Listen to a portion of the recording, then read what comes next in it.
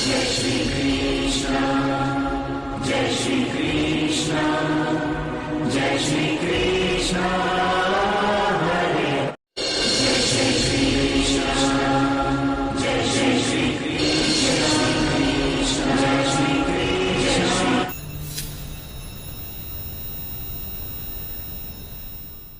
नमस्कार दोस्तों, स्वागत है सभी लोगों का आपके अपने चैनल भारतीय ब्लॉगर में।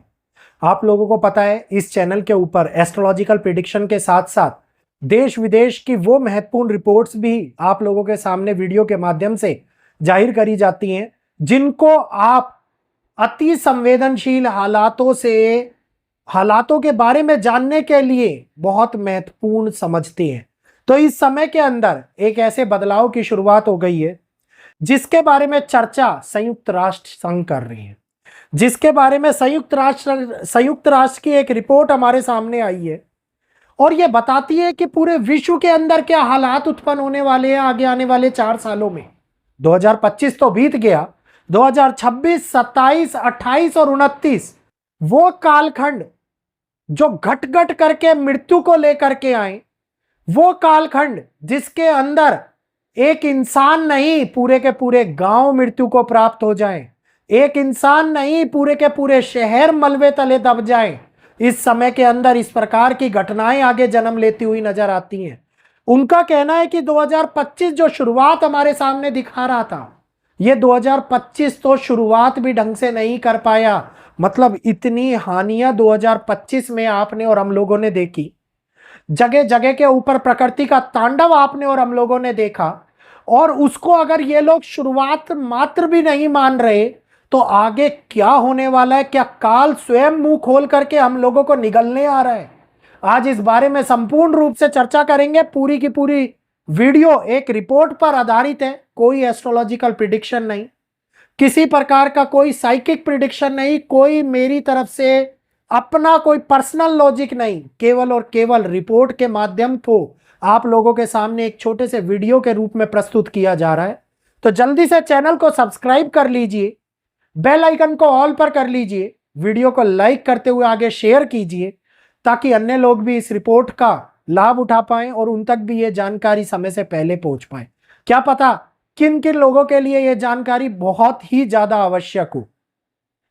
संयुक्त राष्ट्र के अनुसार आगे आने वाले 4 साल बड़े तौर के ऊपर उन प्राकृतिक आपदाओं को लेकर के आ रहे हैं जिसके अंदर हम असामान्य घटनाओं को जन्म लेते हुए देखेंगे, जिसके अंदर हम ये देखेंगे कि जो रिकॉर्ड अभी तक प्रकृति ने नहीं तोड़े हैं वो रिकॉर्ड अब आगे टूटते हुए नजर आए।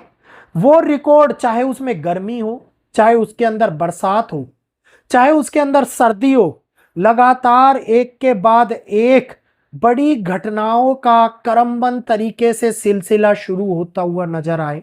अब एक बहुत बड़े संकट के समय की उत्पत्ति कराता हुआ नजर आ रहा है।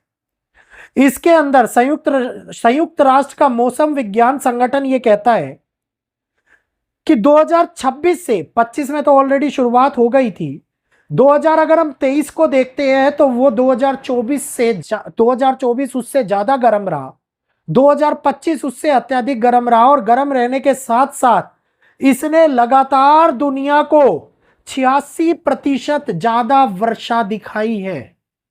और इस समय के अंदर वैश्विक तौर के ऊपर तापमान में इतना बड़ा बदलाव हुआ है जिससे 1850 से 1900 के लगभग में 1.5 डिग्री तापमान अत्यधिक गर्म हो गया है।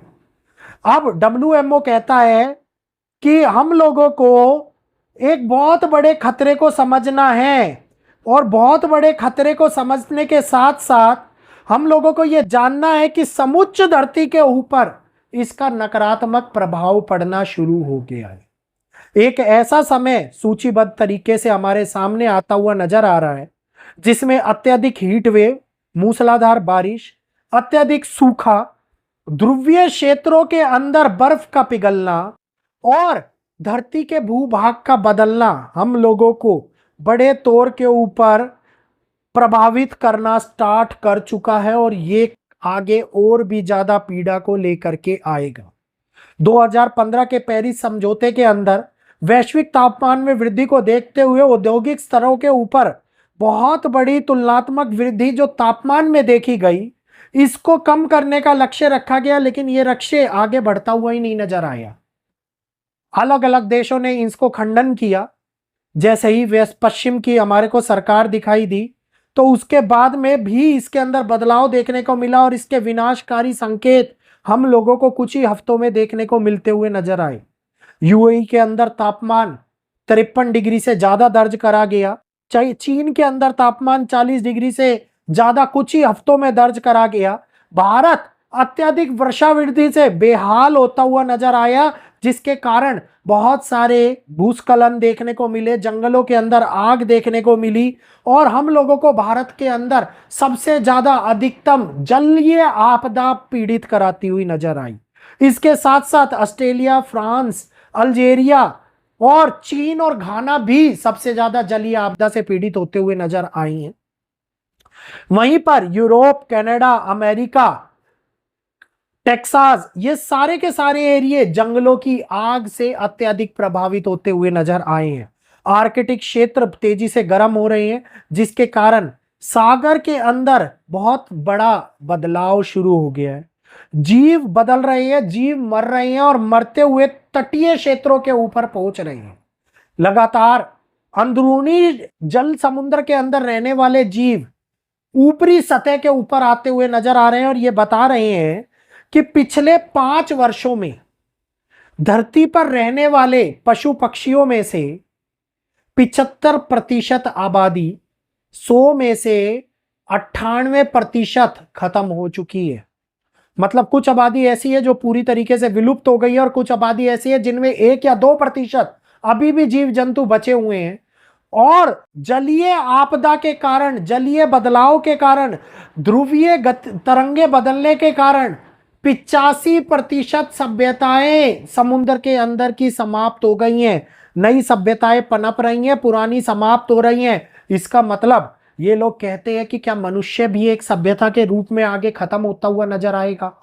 क्या मनुष्य की भी ये सभ्यता अब अंत की ओर आगे बढ़ रही है और एक नया जन्म हमारे सामने नई चीजों को लेकर के आगे आने वाला है? तो इस रिपोर्ट को जो लोग हल्के में लेने का प्रयास करेंगे, इस रिपोर्ट को जो लोग ये सोचेंगे कि ये केवल एक रिपोर्ट है और ऐसा कुछ नहीं होने वाला, तो आंख बंद कर करके 2021 से 2025 तक के अंदर हुई प्राकृतिक घटनाओं, जलीय आपदाओं, जंगलों की आगों को केवल एक बारी दिमाग में दोहरा करके देख लेना कि वो कितनी तेजी से day by day, month by month, year by year increase होती हुई नजर आई है। और आगे अब ये 4 साल इंसानों को उस कगार पर ना पहुंचा दे कि जहां पर इंसानों की सभ्यता ही विलुप्ति के दरवाजे पर पहुंचती हुई ना नजर आए।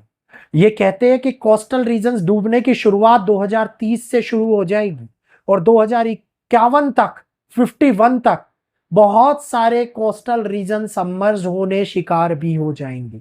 तो मतलब घटनाएं अब सत्य होती हुई दिखाई दे रही हैं और सत्य होने का मतलब है प्रमाण मिलने शुरू हो चुके हैं। तो उम्मीद करूंगा ये रिपोर्ट कुछ लोगों को जागरूक तो करेगी, लेकिन कुछ लोगों को यह भी समझने पर, सोचने पर मजबूर कर देगी कि आगे आने वाले टाइम में हम किसी प्रकार से बच सकते हैं। क्या होगा वो समय जिन पीढ़ियों के लिए हम कमा रहे हैं, जिन पीढ़ियों के लिए हम सब कुछ अर्जित कर रहे हैं और वो पीढ़ियां उसका भोग ही ना भोग पाए? क्या होगा वो समय जब मनुष्य मनुष्य को मारकर खाने लगे?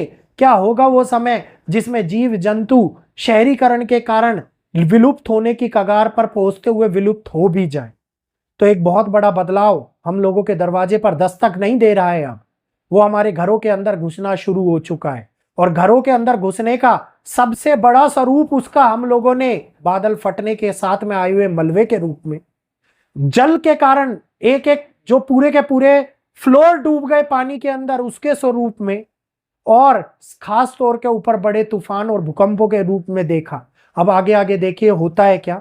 उम्मीद करूंगा वीडियो पसंद आया होगा। जल्दी से चैनल को सब्सक्राइब कर लीजिए, बेल आइकन को ऑल पर कर लीजिए, वीडियो को लाइक करते हुए आगे शेयर कीजिए, ताकि इसी प्रकार की जानकारी वर्धक वीडियो आप लोगों के समक्ष समय से पहले मिलती रहे और आप उन जानकारियों का लाभ उठा पाएं। यहीं पर अपनी वाणी को विराम देते हुए इजाजत चाहूंगा।